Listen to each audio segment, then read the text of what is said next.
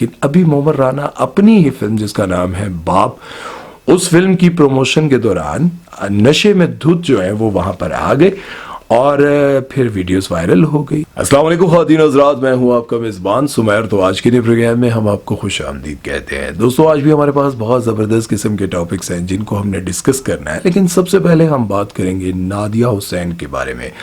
नादिया हुसैन ने इस इंडस्ट्री का वो गंदा रूप सामने लाया है जिसके बारे में बहुत सारे लोग बात ही नहीं करते और वो कहते हैं नहीं हमारे साथ तो ऐसा नहीं हुआ, लेकिन वो ये कहती हैं ऐसा मुमकिन ही नहीं है।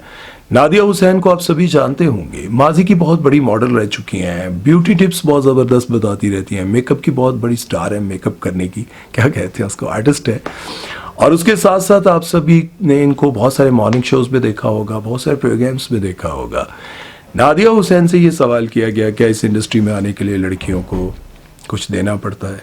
आप समझ होंगे मेरी बात को, कुछ देना पड़ता है तभी वो इतनी बड़ी स्टार बन सकती हैं, बन पाती हैं। तो उन्होंने कहा कि इसमें कोई शक नहीं। जो लोग ये कहते हैं कि इस इंडस्ट्री में मैंने बगैर कुछ दिए काम ले लिया या फिर स्टार बन गई, तो ये बहुत बड़ा झूठ है, क्योंकि इस इंडस्ट्री में काम करने के लिए आपको हीरोइन बनने के लिए या फिर स्टार बनने के लिए वो सब कुछ करना पड़ता है जो एक आम लड़की नहीं कर सकती या नहीं कर पाती।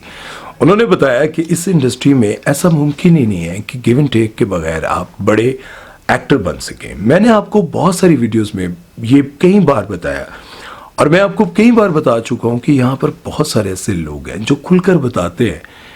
आप सबको याद होगा आयशा उमर के बारे में मैंने आपको बताया था कि आयशा उमर कहती थी कि मेरे बाप की उम्र का एक डायरेक्टर था जो मुझे कई साल तक यूज़ करता रहा और यही झांसा देता रहा कि मैं तुम्हें स्टार बना दूंगा, स्टार बना दूंगा। और नादिया हुसैन ने भी यही कहा कि यहाँ पर बहुत सारे लोग हैं जो आपको यही कहते हैं कि हम आपको काम दिलवा देंगे लेकिन हमें क्या दोगी। अब एक गरीब लड़की जो एक नॉर्मल से घर से आती है, जिसके पास पैसा नहीं है, जो अपना पैसा कमाने के लिए इस इंडस्ट्री में आती है, उसके पास ऐसा क्या है जो आपको वो दे सकेगी? क्या है ऐसा? आप सबको ये बात पता होगी कि आपके इर्द गिर्द बहुत सारी ऐसी लड़कियां फिर होती हैं जिनके हाथ में बहुत महंगे महंगे फ़ोन होते हैं, बहुत अच्छे अच्छे कपड़े उन्होंने पहने होते हैं, बहुत मालदार लगती हैं, लेकिन अगर उनके घर की हालत देखी जाए तो बहुत ही गरीब घराने से ताल्लुक़ रखती हैं। लेकिन उनके पास ये पैसा बग़ैर एजुकेशन के, बग़ैर किसी चीज़ के कैसे आ जाता है? बहुत सारे लोग बहुत अच्छे से जानते हैं, लेकिन कुछ लोग ये समझते हैं कि यार नहीं यार उसकी एजुकेशन ऐसी है, एजुकेशन नहीं होती। बहुत अच्छी पढ़ी लिखी लड़कियों के पास जो अच्छी जॉब कर रही हैं, घर से बहुत सोबर तरीके से जाती हैं, बहुत डिसेंट तरीके से जाती हैं, उन बेचारियों के पास इतने महंगे फ़ोन नहीं होते। लेकिन एक मैट्रिक पास, 7वीं पास, 8वीं पास, बग़ैर एक इलिटरेट सी लड़की के पास इतने महंगे फ़ोन, कपड़े, बड़े बड़े ब्रांड्स के परफ्यूम, मतलब मैं बड़ा हैरान होता हूँ। कभी मैं परफ्यूम्स का बहुत शौकीन हूँ, कभी स्मेल करके मुझे अंदाज़ा होता है कि यार इसने 80,000 रुपये का परफ्यूम लगाया, इसने 1.5 लाख रुपये वाला परफ्यूम लगाया, कैसे? ये परफ्यूम हम इतने पैसे कमा कर नहीं खरीदते, तो इन्होंने कैसे खरीद दिया? तो ये बातें सब लोगों को समझ आती है। ये वही लोग होते हैं जो आपके इर्द गिर्द आपकी बच्चियों को घूमते हुए कहते हैं चलो ना मेरे साथ, जिंदगी बदलो यार, घूमो फिरो, एंजॉय करो, कब तक इस 4 दीवारी के अंदर कैद रहोगे? ये वो लोग हैं जो आपको बताते हैं कि तुम्हारा जिस्म तुम्हारी मर्जी है, और ये वही लोग हैं जो आपको इस तरफ लेकर आते हैं। अपने बच्चों को समझाएंगे ये जिंदगी बगैर किसी मकसद के नहीं मिली, ये जिंदगी इस मकसद के लिए नहीं मिली कि खुद को बेचकर पैसा, दौलत, शोहरत सब कुछ कमा लो, इसलिए नहीं मिली। और नादिया हुसैन के अलावा आपको पता है नादिया अफगन ने भी कहा कि ये सब कुछ होता है इस इंडस्ट्री में।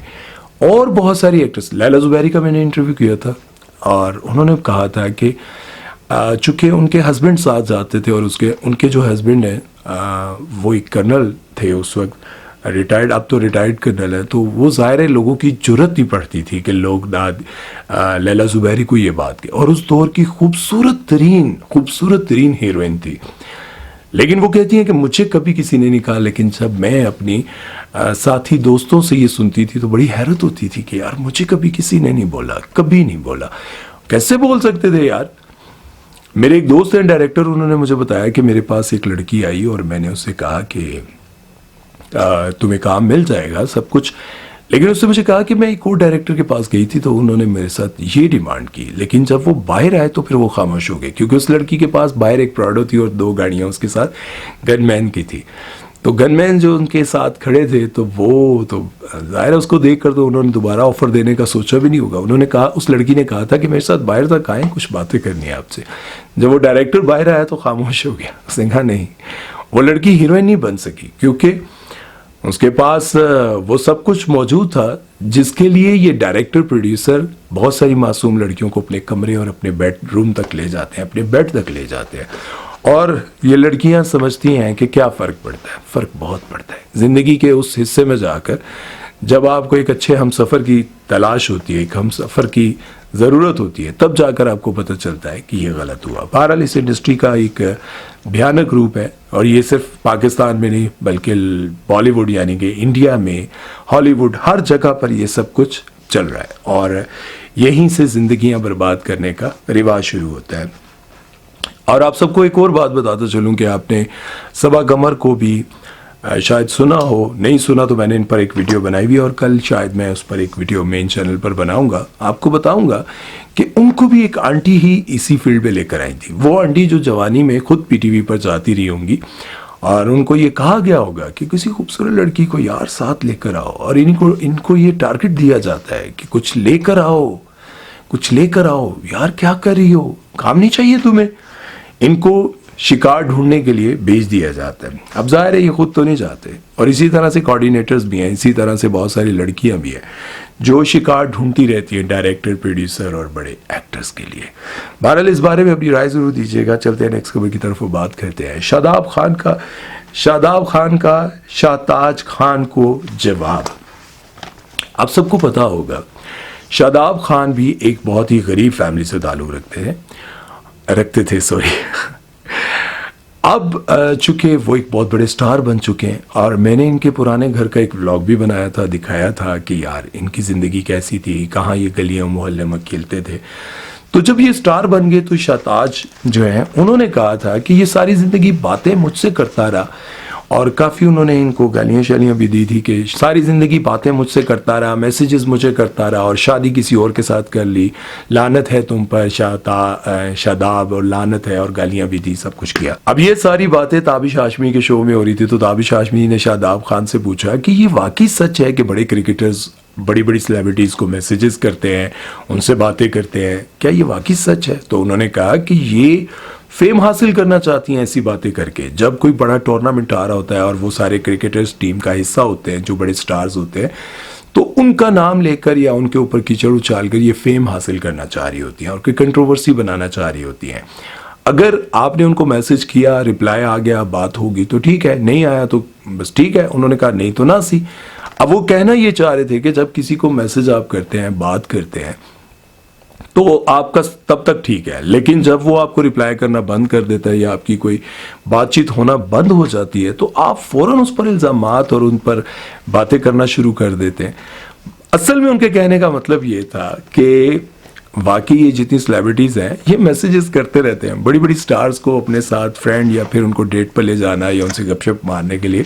जैसे कि मैंने अभी आपको पीछे कहा कि प्रोड्यूसर्स, डायरेक्टर ये सब यूज़ करते हैं, तो फिर ये क्रिकेटर्स और जितने बड़े मालदार लोग होते हैं ये भी बड़ी बड़ी एक्ट्रेस को अपने साथ घुमाने पे बड़ा फ़ख्र महसूस करते हैं। और ये हकीकत है, बड़े बड़े बिजनेसमैन और सियासतदान ये जितने लोग होते हैं सारे तो एक जैसे नहीं होते, लेकिन बहुत सारे ऐसे होते हैं जो ये चाहते हैं कि फ़लाँ एक्ट्रेस, यार इसके साथ तो अपना ताल्लुक होना चाहिए, फ़लाँ, हाँ उसके साथ, फ़लाँ सिंगर के साथ। और ये सब कुछ इस फील्ड का समझ लें हिस्सा है, इससे बचना मुश्किल है। लेकिन बहुत सारे ऐसे लोग हैं, बहुत सारे ऐसे डायरेक्टर्स हैं जिनको मैं जानता हूँ ज़ाती तौर पर, वो कभी किसी के साथ फिज़िकल कोई ऐसा रिलेशन नहीं बनाते। लेकिन मैं बहुत सारे ऐसे लोगों को भी जानता हूँ जो लड़के को भी नहीं छोड़ते। मतलब गेज़म इतना ज़्यादा है यहाँ पर कि वो चाहते हैं कि कोई लड़का मिले जिसके साथ हम नाइट स्पेंड कर सकें। बहुत सारी ऐसी यहाँ पर खातून और बहुत सारी ऐसी औरतें हैं जो दूसरी औरतों के लिए नौजवान लड़कों को हायर करती हैं। बहुत सारे ऐसे लोग हैं, इसमें कोई शक नहीं। और किसी को अच्छा लगता है, बुरा लगता है, लगता रहे, लेकिन ये हकीकत है। बहरहाल इस बारे में आप लोगों का क्या कहना है कि क्रिकेटर्स मासूम होते हैं या फिर ये क्रिकेटर्स अपना दाव लगाने की कोशिश करते रहते हैं? इस बारे में अपनी राय जरूर दीजिएगा। चलते हैं नेक्स्ट टॉपिक की तरफ, बात करते हैं पाकिस्तान के एक बहुत बड़े हीरो मोहम्मद राना के बारे में। मोहम्मद राना जो है पानी पीने से बाज नहीं आते। जिस तरह से राहत फतेह अली खान का आप लोगों ने कई बार वीडियो देखा जिसमें उन्होंने कहा होगा कि मैं दम वाली पानी की बोतल ढूंढ रहा था, मिली नहीं, पता नहीं किधर चली गई, और इधर आ तूने दम वाली पानी की बोतल किधर की है। तो ये अक्सर जो है ना वीडियोस आपको देखने को मिलती रहती होंगी। लेकिन अभी मोहम्मद राना अपनी ही फिल्म जिसका नाम है बाप, उस फिल्म की प्रमोशन के दौरान नशे में धुत जो है वो वहां पर आ गए और फिर वीडियोस वायरल हो गई। अब पहले लोगों ने ये कवर करने की कोशिश की कि मोहम्मद राना जो है वो नशे में नहीं है, उनकी तबीयत खराब है, उन्होंने कोई मेडिसिन ली हुई है। लेकिन अगर आप पीछे हिस्ट्री में जाए ना, बहुत सारे उनके प्रोग्राम्स, बहुत सारे इंटरव्यूज उन्होंने नशे में दिए हैं। और पिछले दिनों आप लोगों ने साउथ को देखा होगा, उन्होंने एक इंटरव्यू में कहा था कि मोहम्मद राना को आप क्या मैसेज देना चाहेंगे। उन्होंने कहा मोहम्मद राना को यही कहना चाहूँगा कि यार पानी कम पिया करो। वो पानी बहुत ज़्यादा पीता है, खेड़ा पानी, यही वाला पानी जिसे पीने के बाद इंसान अपने पैरों पे खड़ा नहीं हो सकता। तो मोहम्मद राना जो है वो इस प्रमोशन के दौरान बहुत ज़्यादा बदनाम हुए, बहुत ज़्यादा उनको हेट का सामना करना पड़ा, लोगों ने बहुत गालियाँ दी। आप लोगों को पता होगा बॉलीवुड के एक बहुत बड़े एक्टर हैं, बहुत लोग उनको पसंद करते हैं, मुन्ना भाई यानी कि संजय दत्त। संजय दत्त का प्रॉब्लम यह है, उनकी जो आप फिजिक देख रहे हैं, हालांकि वो सबसे ज़्यादा हैंडसम, सबसे ज़्यादा खूबसूरत, सबसे ज़्यादा पसंद किए जाने वाले हीरो थे। लेकिन प्रॉब्लम क्या है, नशा, शराब पीना और शराब के साथ आम जिंदगी में दिन रात ऐसे ही फिरना, मतलब हर वक्त पीना, और उसके बाद सेट पर शराब पी के चले जाना। फिर इस वजह से उनका कैरियर जो है वो खत्म हो गया। अब बहुत सारे लोग आ रहे होते हैं ना, देखें अक्षय कुमार हर फ्लॉप फिल्म के बाद भी आ रहे होते हैं, बड़ी बड़ी फ्लॉप फिल्म, सबसे ज्यादा फ्लॉप फिल्में देने वाले अक्षय कुमार है, लेकिन सबसे ज्यादा काम करने वाले भी अक्षय कुमार है। क्यों? क्योंकि वो सेट पर जाते हैं एक्टिव, सुबह 4 बजे वो रेडी हो जाते हैं, एक्सरसाइज करने के बाद वो सेट पर पहुंच जाते हैं, कभी लेट नहीं होते, काम बड़ी एनर्जेटिक फील के साथ वो काम करते हैं, बहुत ज़बरदस्त काम करते हैं। अक्षय कुमार को काम मिल रहा है लेकिन संजय दत्त को काम नहीं मिल रहा, जबकि संजय दत्त को लोग ज़्यादा पसंद करते हैं। क्यों? यही वजह है कि एक नशे में गिरते फिरते आदमी को कब तक कोई संभालेगा, कब तक अपना पैसा इन पर बर्बाद करेगा। ये डायलॉग है आशिकी 2 का, आप लोगों ने सुना होगा कि किसी भी स्टार को ये इन्हीं लोगों की जिंदगी, आशिकी 2 की फिल्म, आशिकी 2 आपने फिल्म देखी होगी जो कि बहुत हिट हुई थी, जिसका गाना था क्योंकि तुम ही हो।